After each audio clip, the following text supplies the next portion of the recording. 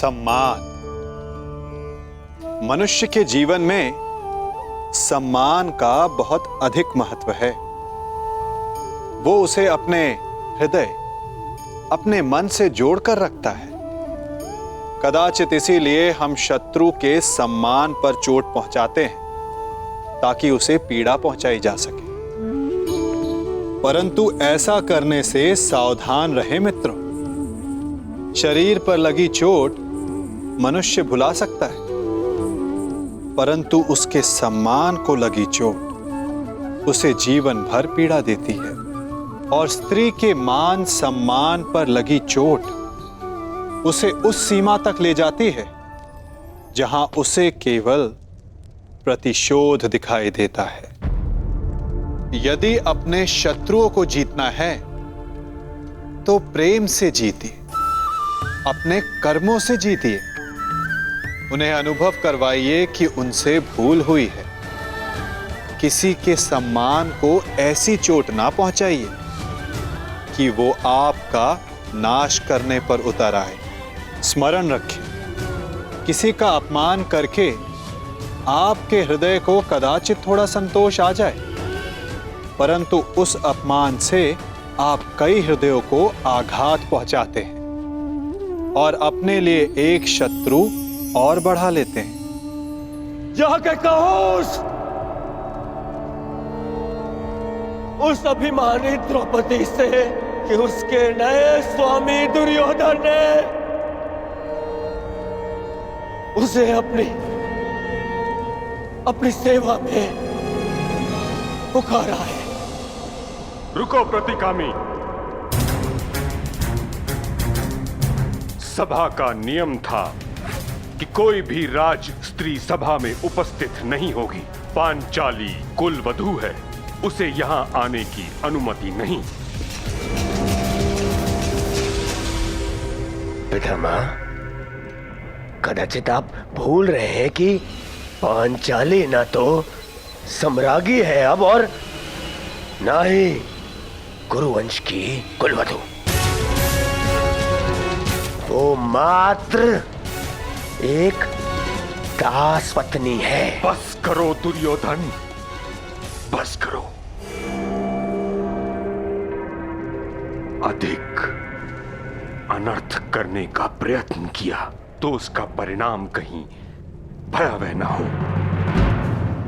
महामहिम, नियम ये था कि कोई राष्ट्रीय सभा में नहीं आएगी, परंतु दासी को सेवा के लिए सभा में आने का नियम सभी ने स्वीकार किया था। गांधार नरेश, अपनी सीमा में रहो।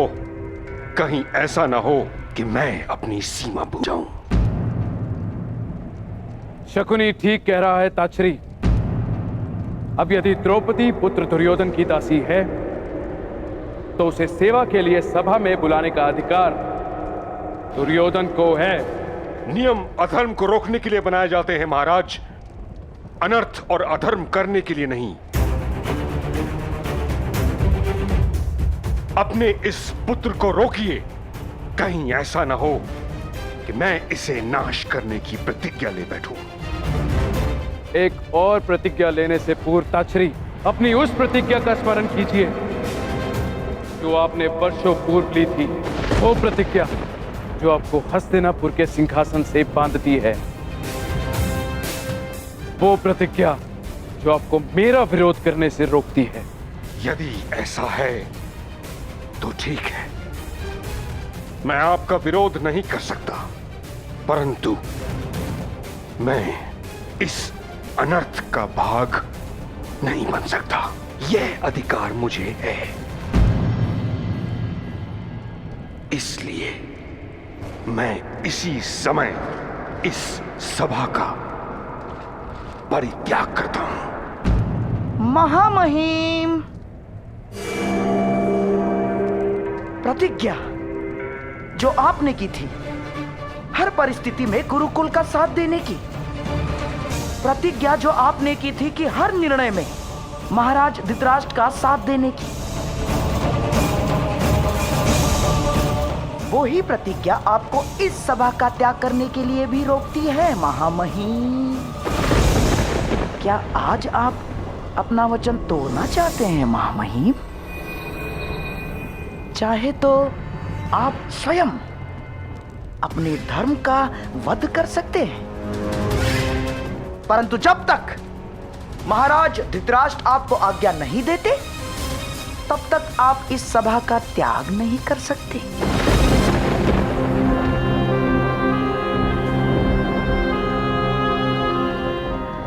ये आपकी प्रतिज्ञा भी है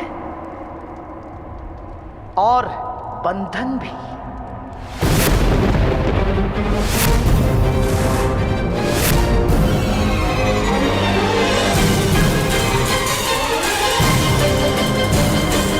आज प्रथम बार मुझे ये प्रतीत होता है कि कदाचित मुझे ये प्रतिज्ञा नहीं लेनी चाहिए थी।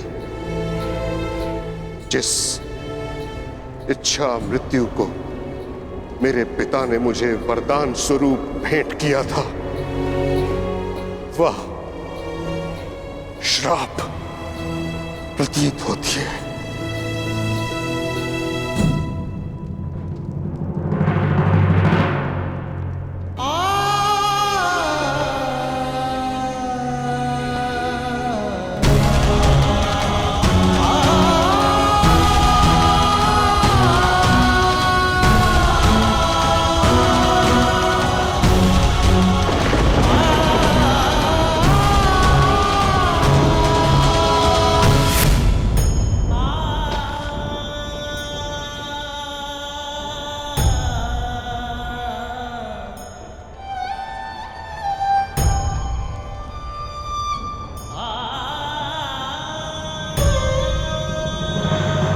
होश में आओ दुर्योधन, तुम्हारा प्रतिशोध पूर्ण हुआ। मत करो यह अनर्थ। प्रतिशोध पूर्ण हुआ?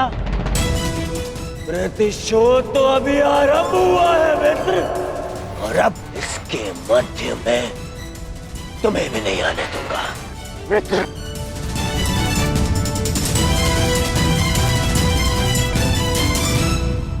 रतिकामी, जाओ और जाकर उस दासी द्रौपदी को सभा में प्रस्तुत होने का आदेश दो, आदेश दो, आदेश दो। क्या ये आदेश मेरे पति का है? जी नहीं, ये आपके स्वामी का आदेश है। सम्राट युधिष्ठिर आपको द्युत में हार चुके हैं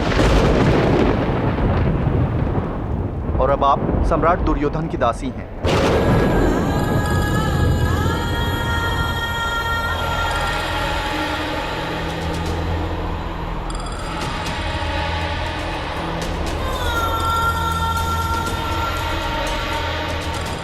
पहले ये बताओ कि धर्मराज द्यूत में पहले स्वयं को हारे या मुझे? पहले वो स्वयं को हारे देवी।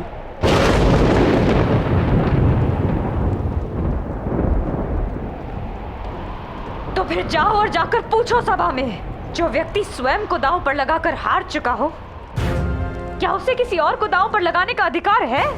जाके कह दो दुर्योधन से कि याज्ञसेनी द्रौपदी ना उसकी दासी है और ना ही उसका दासत्व स्वीकार करती है, इसलिए उसके आदेश पर मैं सभा में प्रस्तुत नहीं होंगी। जाओ और जाकर कह दो दुर्योधन से कि द्रौपदी ने कभी अपने पति को उसे दांव पर लगाने का अधिकार ही नहीं दिया, तो फिर हारने का कैसा अधिकार? और उससे कहना कि यदि उसकी भुजाओं में इतना बल है तो मुझे स्वयंवर में जीतता। पापी और छली की भांति द्यूत खेलने वाले को मैं अपने जीवन का अधिकार नहीं देती, अधिकार नहीं देती, अधिकार नहीं देती, अधिकार नहीं देती, अधिकार नहीं देती। अधिकार?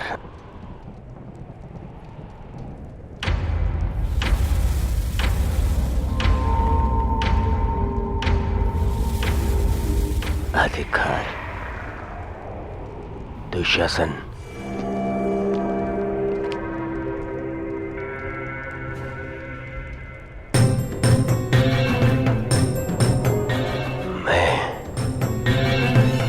तुम्हारा भाई होने के नाते तुम्हें ये अधिकार देता हूं कि तुम मेरा अपमान करने वाली उस दासी को, उस अभिमानी द्रौपदी को अपने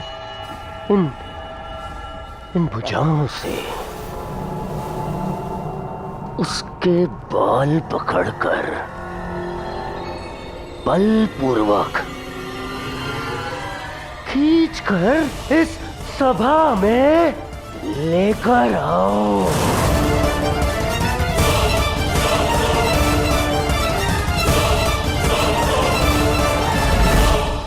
उस दासी को यहाँ लेकर आओ। नहीं दुर्योधन, नहीं। दुशासन, ऐसा मत करना। सावधान दुशासन, यदि पांचाली को स्पर्श भी किया तो तुम सब भाइयों का सर्वनाश कर दूंगा।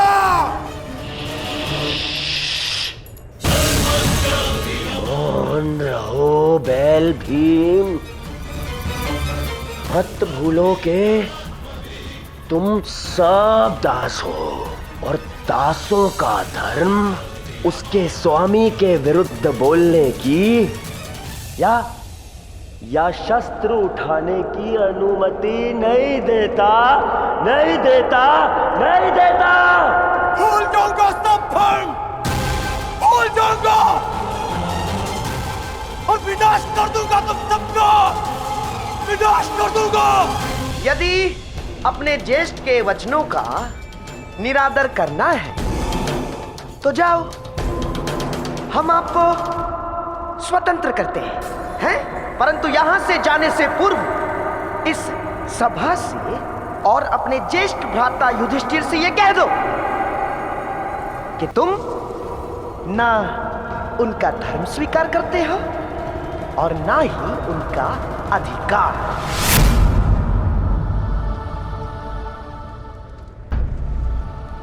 दुशासन,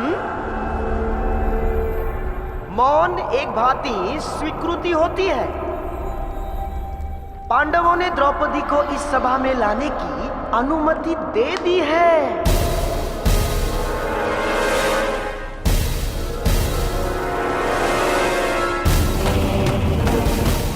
खींच कर बालों से, हाँ, जाओ, जाओ दुशासन,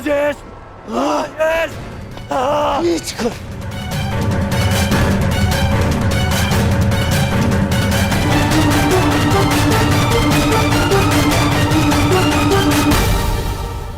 महारानी, आप यहाँ से निकलिए और अपने सम्मान की रक्षा कीजिए। कुमार दुशासन को आपको बलपूर्वक लाने का आदेश दे दिया गया है। और वहाँ चल हट यहाँ से।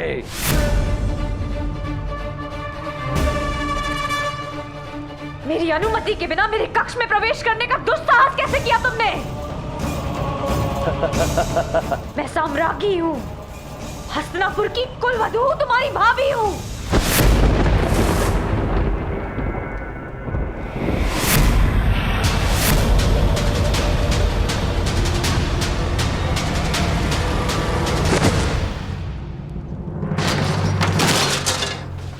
दुष्ट! इतना बड़ा अपमान! भूल मत कि मैं याज्ञसेनी द्रौपदी हूँ। अपने सम्मान की रक्षा करना मुझे भली भांति आता है। ना तुझ में इतना साहस है और ना उस नीच दुर्योधन में कि मुझे दासी बनाकर अपने समक्ष प्रस्तुत कर सके। अग्नि की शिखा को बांधा नहीं जा सकता दुशासन। और यदि साहस है तो कुरुवंश की कुलवधू को महारानी की उपस्थिति में ले जाने का प्रयत्न करो।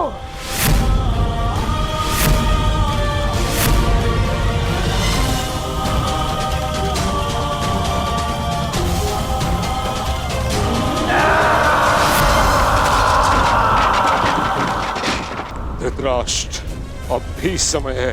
पुत्र मोह में इतने भी अंधे मत हो जाओ। इस अनर्थ को रोक लो।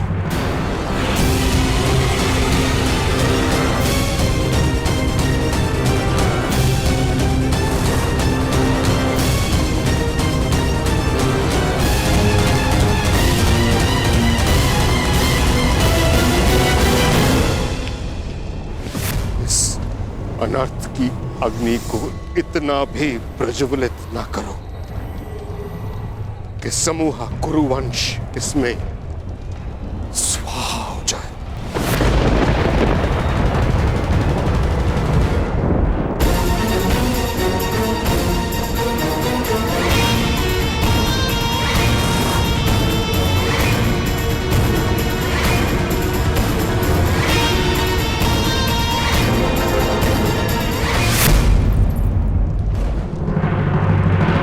दासियों के मस्तक पर चूड़ामणि शोभा नहीं देती।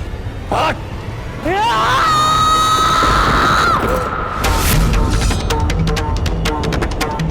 परंतु वीरांगना के हाथ में खड्ग अवश्य शोभा देता है।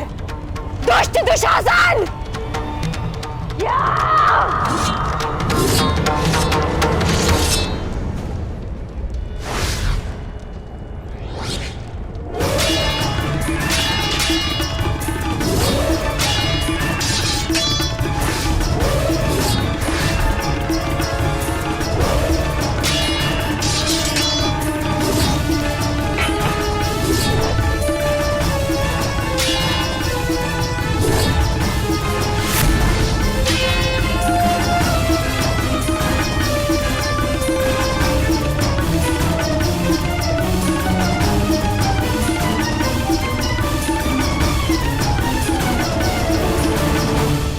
अग्नि के ताप को कुछ की भीति नहीं रोक सकती।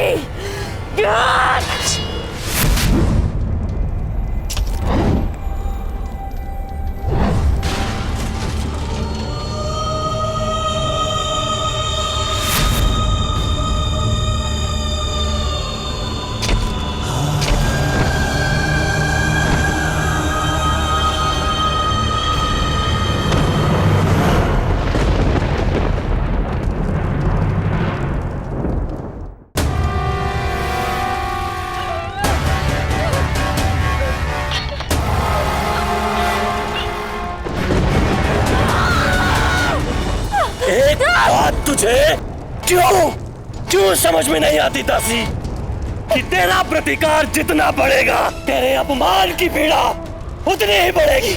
आज अग्नि तो क्या 5 तत्व मिलकर भी तेरा मान मर्दन होने से नहीं रोक सकते।